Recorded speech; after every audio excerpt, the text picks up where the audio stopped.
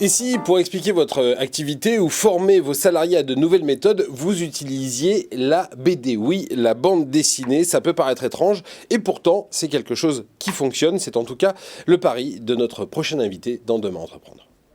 Cheyenne Remtoula, bonjour. Bonjour Jérôme. Vous avez créé Your Comics. Your Comics est une agence de communication graphique et votre idée, c'est de mettre le dessin, mais pas simplement le dessin, la bande dessinée au service de la communication.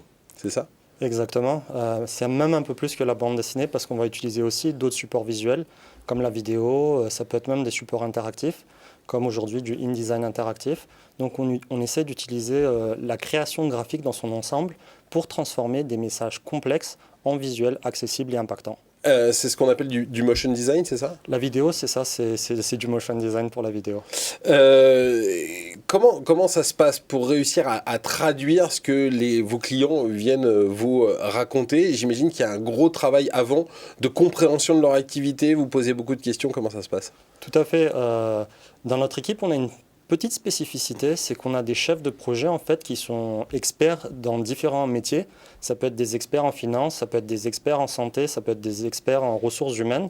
Et en fait, c'est ces chefs de projet qui vont travailler avec le client pour hiérarchiser leur information et pour essayer de voir quels sont les points importants, quels sont les points secondaires, et à partir de ça, de créer une trame narrative pour créer justement le support adéquat.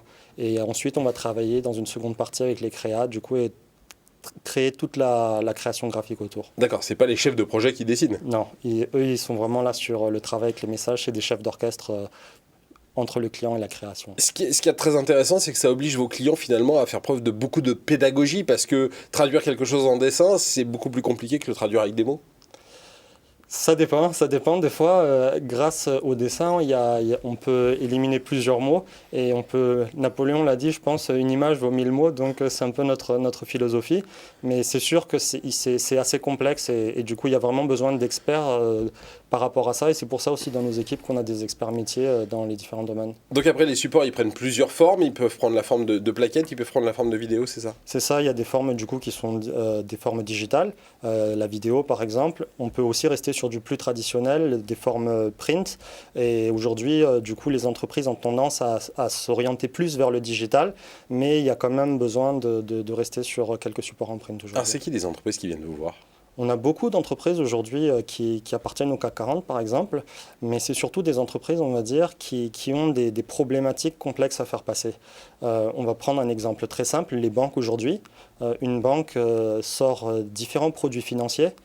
La finance, c'est assez complexe. Comment, du coup, traduire ces produits financiers en messages accessibles ? Ça peut être à l'équipe commerciale, qui, eux, n'ont pas de background financier, ou à l'équipe ou à des clients. Donc là, vraiment, on va intervenir et on va essayer de transformer ces messages en vidéo, du coup. Voilà.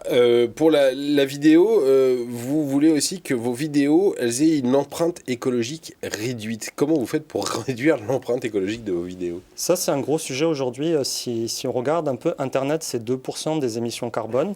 La vidéo, ça représente à peu près 1% de ces émissions carbone. Et c'est exponentiel, la consommation de vidéos. Exactement. Ouais. On a tendance sur la consommation Internet, on dit que demain, ça va être 80-90% de la consommation Internet.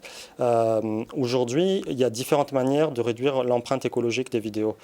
Du coup, on étudie tout ce qui est déjà le poids de ces vidéos-là, et ensuite dans la manière même de créer ces vidéos-là au niveau des couleurs, au niveau des animations.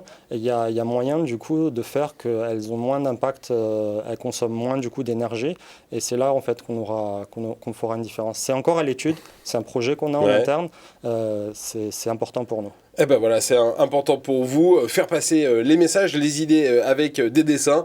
C'est ce que vous êtes venu nous expliquer aujourd'hui. Cheyenne Remtoula, merci beaucoup d'être venu dans Demain Entreprendre.